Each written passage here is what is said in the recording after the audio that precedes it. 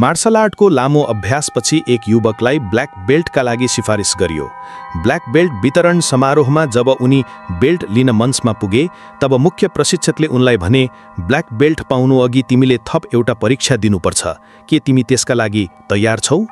युवकले केही झुकेर जवाफ दिए, म तयार छु गुरु, सायद कसैसँग भिडन्त गर्नुपर्ने होला भन्ने उनले सोचे। तर मुख्य प्रशिक्षकको दिमागमा भने अर्थोकै चलिरहेको थियो। उनले युवकलाई सोधे, तिम्रा लागि ब्ल्याक बेल्ट प्राप्त गर्नुको वास्तविक अर्थ के हो? युवकले उत्तर दिए, यो मेरो यात्राको अन्त्य हो, मेरो कठोर परिश्रमको इनाम पनि हो यो बेल्ट।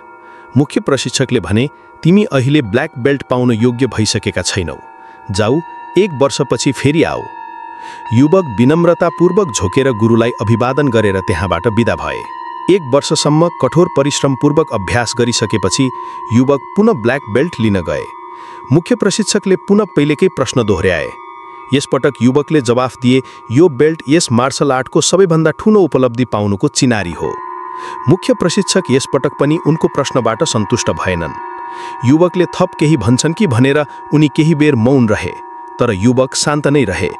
मुख्य प्रशिक्षकले यसपटक पनि उनलाई निराश बनाउँदै भने, तिमी यसपटक पनि बेल्टका लागि योग्य भइसकेका छैनौ, जाऊ थप मेहनत गरेर अर्को वर्ष आऊ। 1 वर्षपछि युवक पुनः बेल्ट लिन पुगे। यसपटक पनि मुख्य प्रशिक्षकले उही प्रश्न सोधे, तिम्रा लागि ब्ल्याक बेल्ट प्राप्त गर्नुको वास्तविक अर्थ के हो? युवकले आत्मविश्वास साथ जवाफ दिए, ब्ल्याक बेल्ट आरम्भ हो, यो कहिल्यै समाप्त नहुने यात्रा हो जसमा अनुशासन छ, कठोर परिश्रम छ र जहिल्यै सर्वोत्तम मापदण्ड छुने लालसा छ। मुख्य प्रशिक्षकले खुसी हुँदै भने, एकदम ठिक भन्यौ, अब भने तिमी ब्ल्याक बेल्ट पाउन बिल्कुलै लायक बनेका छौ, यो सम्मान ग्रहण गर र आफ्नो काममा लाग।